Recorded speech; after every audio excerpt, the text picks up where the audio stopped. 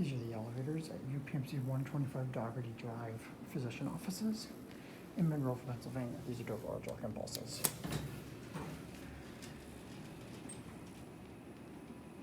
We have 3D sensors and newer cabs. There we go. Up to 4. Tear it up.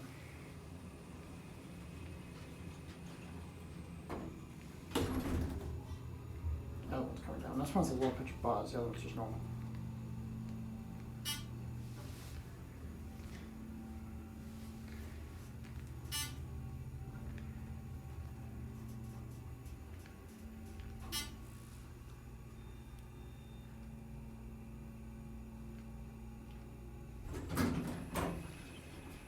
This one's the original dry-powered motor.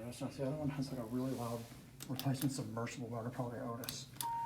On the one certificate, installed in 1992.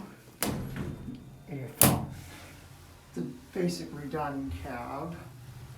Well, the handle looks original. I think it was originally this brown metal, and they cut off the handle with this wood fake stuff on it. They put tiles, new tile around the vents. It just looks really choppy. But listen how loud that motor is. The newer submersible here, about the one.